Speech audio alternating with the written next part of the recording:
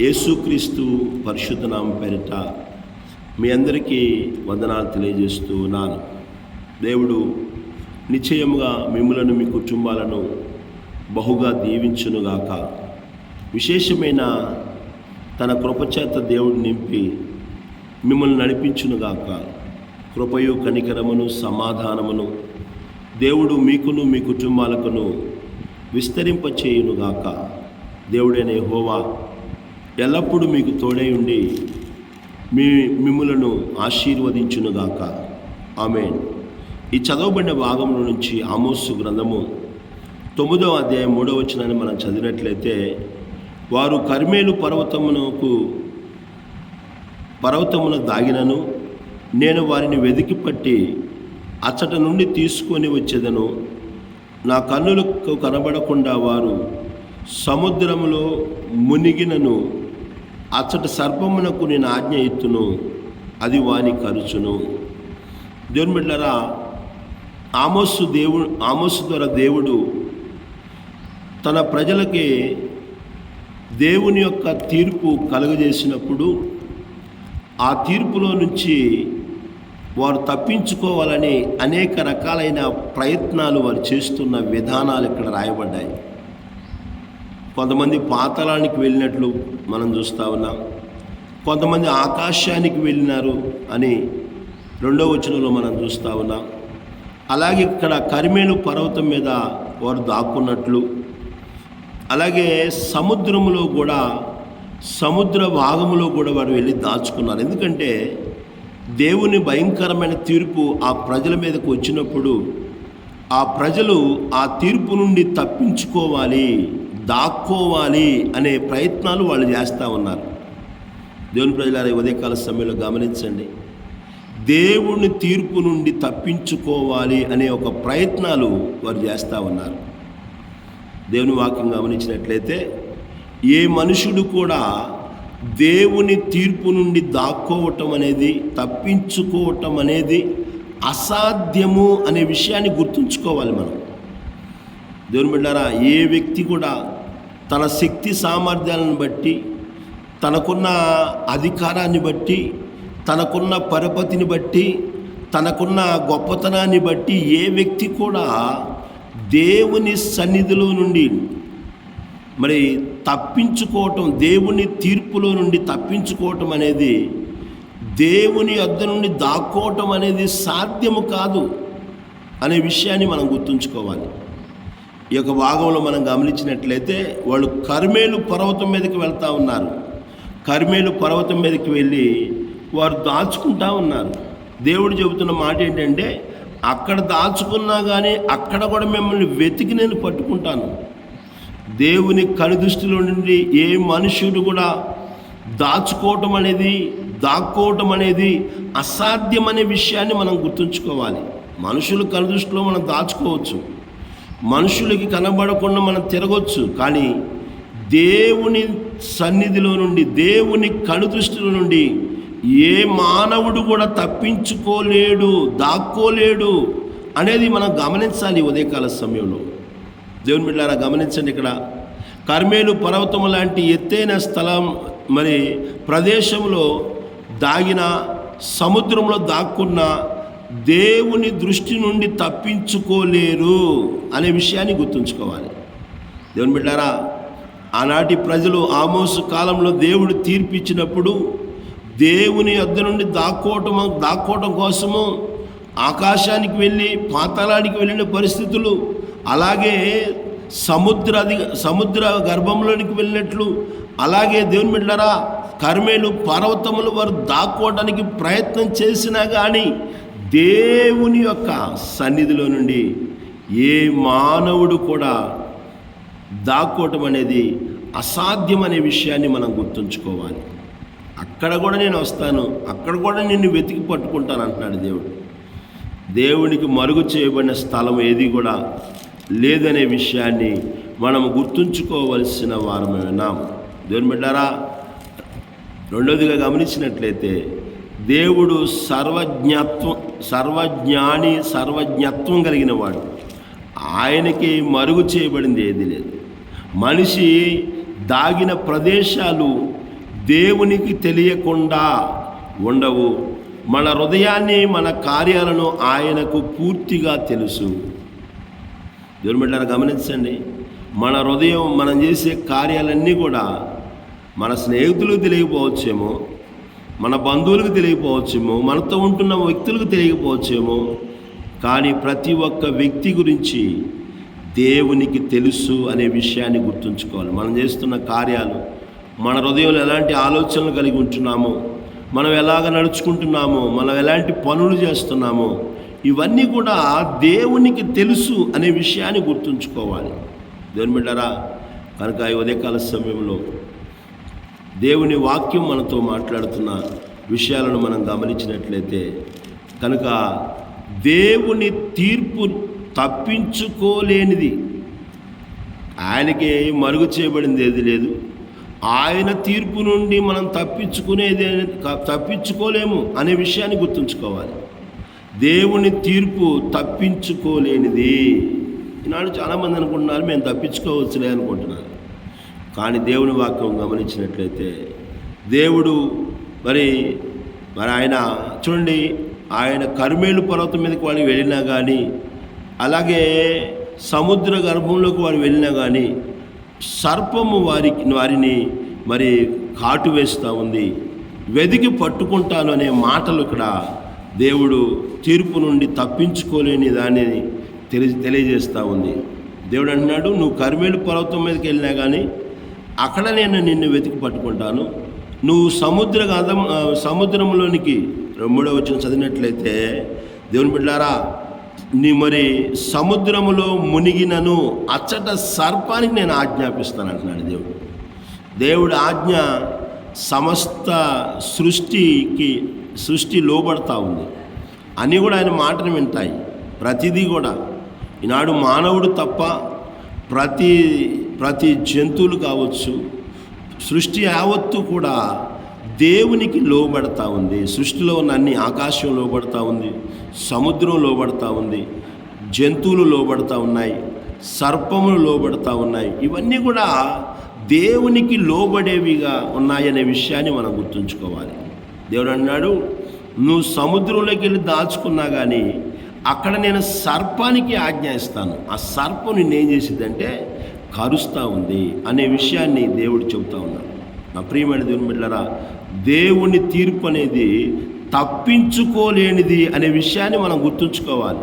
నువ్వు ఆకాశానికి పోయినా అక్కడ ఆయన ఉంటాడు, నువ్వు సముద్ర గంతం పోయినా అక్కడ ఉంటాడు, నువ్వు పాతాళంలోకి వెళ్ళినా అక్కడ ఉంటాడు, కర్మేలు పర్వతంలో దాచుకున్నా కానీ అక్కడ కూడా దేవుడు ఉంటాడని దేవుడు మనతో మాట్లాడుతూ ఉన్నాడు, మనల్ని హెచ్చరిక చేస్తూ ఉన్నాడు అనే విషయాన్ని ఈ ఉదయకాల సమయంలో మనం గుర్తుంచుకోవాలి. కాబట్టి 4వదిగా గమనించినట్లయితే, పాపాన్ని దాచటం వల్ల సమస్య పరిష్కారము కాదు.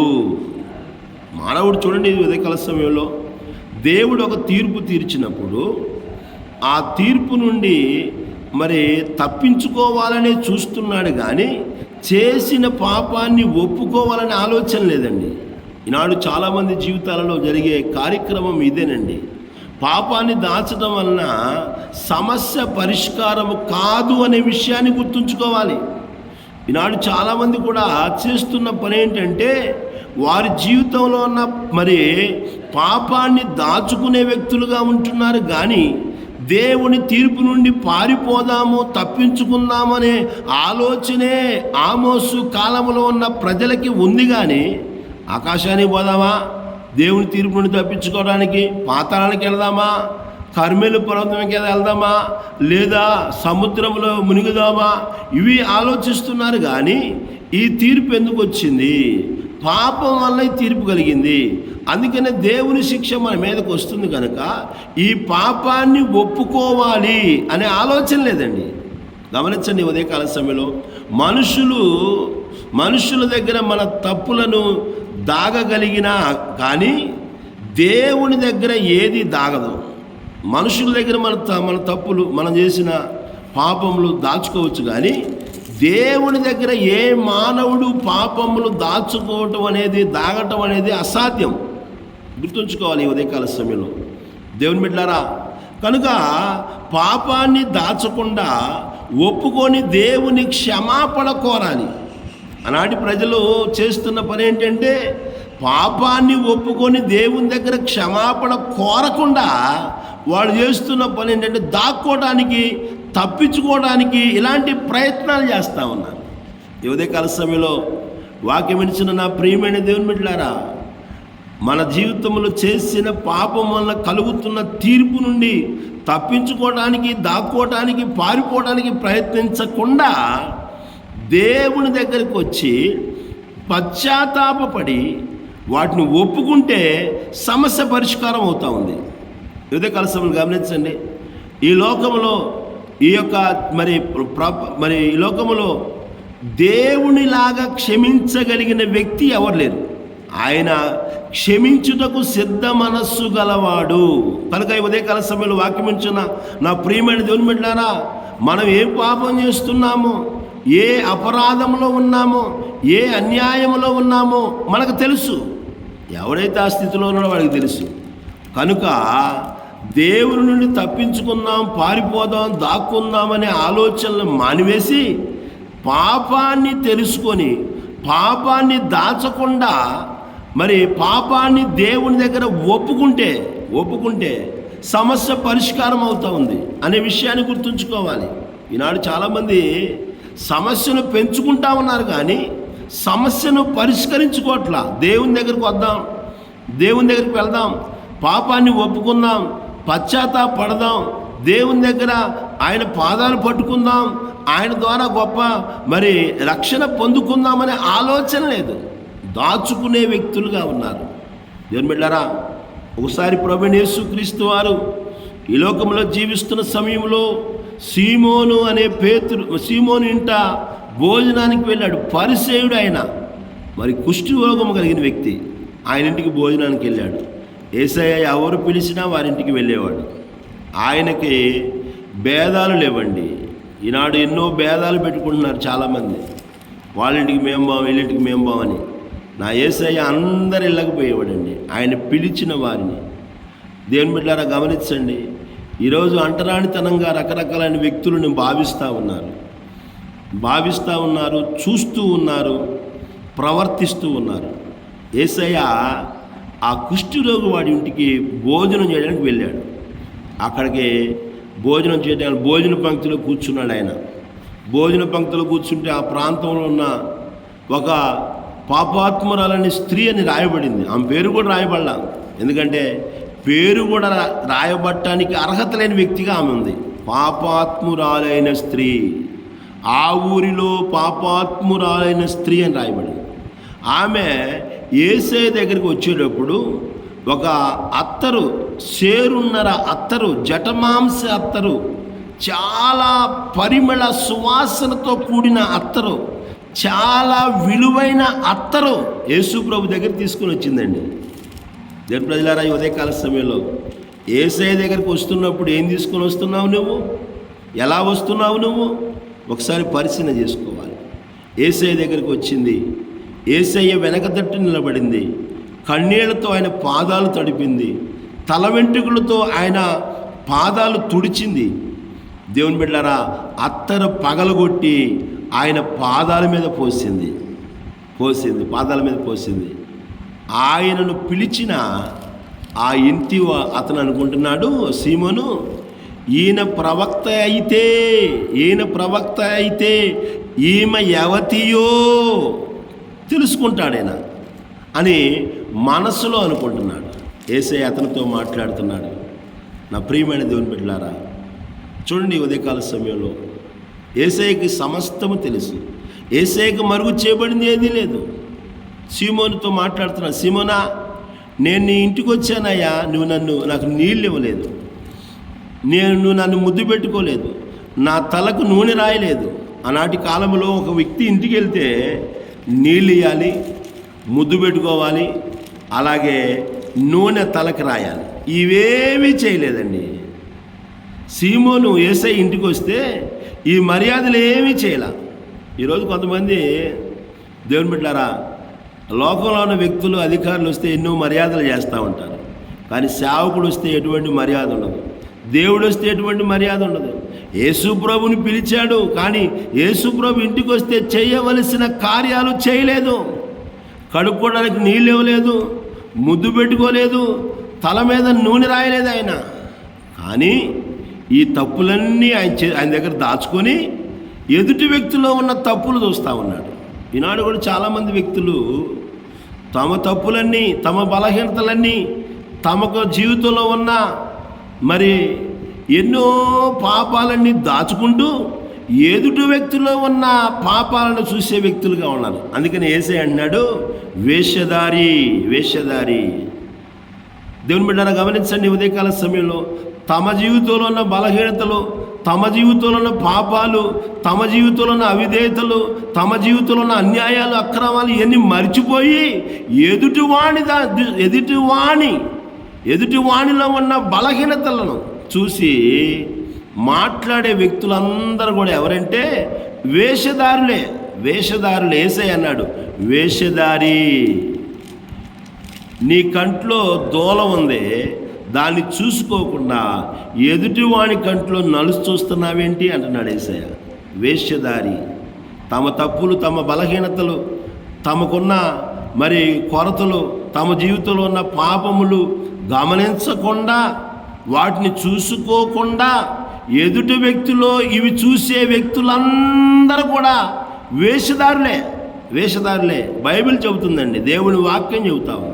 కనుక నా ప్రియమైన దేవుని బిడ్డలారా, యేసయ్య అంటున్నాడు, ఈమె నేను ఇంట్లోకి రాగానే తన కన్నీళ్లతో నా పాదాలు తడిచిపోయిందయ్యా, తన తల వెంట్రుకలతో పాదాలు తుడిచిందయ్యా, నా పాదాలను ముద్దాడుతూ ఉంది, ఈమె నా పాదాలను ముద్దాడుతూ ఉంది, అత్తరుతో నా పాదాలని అభిషేకించిందయ్యా అని యేసయ్య చెబుతా ఉన్నాడు.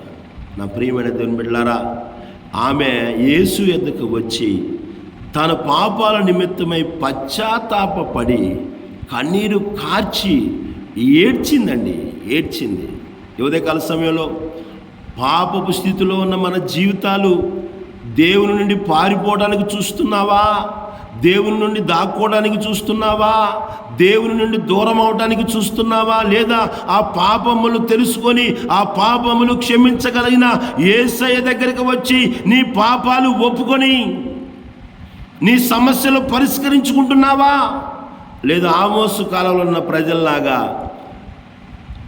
ఆకాశానికి పోయి దాచుకుందామా, సముద్రంలో దాచుకుందామా, కర్మేలు పర్వతంలో దాచుకుందామా అని దేవుని దగ్గర నుండి దాచుకోవడానికి ప్రయత్నం చేసి సమస్యను పరిష్కరించుకుందాం అనుకుంటున్నారు. కానీ దేవుని బిడ్డలారా, పాపాన్ని దాచడం వల్ల సమస్య పరిష్కారం కాదు. కానీ ఆయన వద్దకు వచ్చి పశ్చాత్తాపపడినప్పుడు తప్పకుండా దేవుడు మన జీవితాల్లో క్షమిస్తాడు ఆయన అనే విషయాన్ని గుర్తుంచుకోవాలి. వాక్యం చెబుతుంది, తన అతిక్రమలను దాచిపెట్టువాడు వర్ధిల్లడు, వాటిని ఒప్పుకొని విడిచిపెట్టువాడు మరి దేవుని బిడ్డారా దేవుని కనికరం పొందుకుంటాడని యోహాను మరి ఆ సామెతల గ్రంథం 28:13 చెబుతున్నాడు. మొదటి యోహాను పత్రిక 1:9 మన పాపములను మనం ఒప్పుకొని ఎడల ఆయన నమ్మదగిన వాడు. నా ప్రియమైన దేవుని బిడ్డారా, మన పాపాలు ఒప్పుకున్నప్పుడు ఆయన నమ్మదగిన వాడు, నీతిమంతుడు కనుక సమస్త పాపముల నుండి మనల్ని క్షమించి సమస్త దుర్నీతి నుండి మనల్ని విడిపిస్తాడాయన అనే విషయాన్ని గుర్తుంచుకొని దేవుని దగ్గర పాపము చేసి దేవునికి నుండి దాచుకోవడానికి ప్రయత్నించకుండా పాపాన్ని దేవుని దగ్గర ఒప్పుకొని పశ్చాత్తాపడ్డప్పుడు సమస్యకు పరిష్కారం కలుగుతూ ఉంది. చివరిగా గమనించినట్లయితే దేవుని సన్నిధి నుండి పారిపోకుండా ఆయన వైపు తిరగాలి. ఉదయకాల సమయంలో దేవుడు పిలుస్తూ ఉన్నాడు, దేవుడు తెలియపరుస్తూ ఉన్నాడు. దేవుని సన్నిధిలో నుండి పారిపోతున్నావేమో, దేవుని మాట వినకుండా, దేవునికి లోబడకుండా పాపము చేసి, అపరాధములు చేసి, అక్రమములు చేసి, అన్యాయము చేసి, అవినీతికి పాల్పడి దేవుని సన్నిధిలో నుండి పారిపోతున్నావేమో. దేవుని వైపు తిరగాలి. దేవుని బిడ్డలారా, ఆదాము పాపం చేసి దేవుని సన్నిధి నుండి పారిపోతే సమస్య పరిష్కారం కాదండి. పారిపోకుండా ఆయన వైపు తిరగాలి. ప్రభువా నేను తప్పు చేశానయ్యా అని చెప్పట్లా, ఆదాముని దేవుడు పిలుస్తున్నప్పుడు, అయ్యా నేను తప్పు చేశానయ్యా, నన్ను క్షమించు ప్రభు అంటలేదు, కానీ నేను తప్పు చేయలే, నువ్వు నాకు ఇచ్చావే, నువ్వు నాకు ఇచ్చిన చూసావు, ఆమె తినమంటే తిన్నానయ్యా నేను అని పాపమును, తను చేసిన పాపాన్ని తన పక్కనున్న తన భార్య మీదకి నెట్టేస్తూ ఉన్నాడండి. ఈరోజు కూడా చాలామంది ఇతరుల మీదకి నెట్టి తప్పించుకుందామని చూసే వ్యక్తులు చాలామంది ఉన్నారు. నా ప్రియమైన దేవుని బిడ్డలారా, చాలా విషయాలను చెప్పడానికి సమయం లేదు.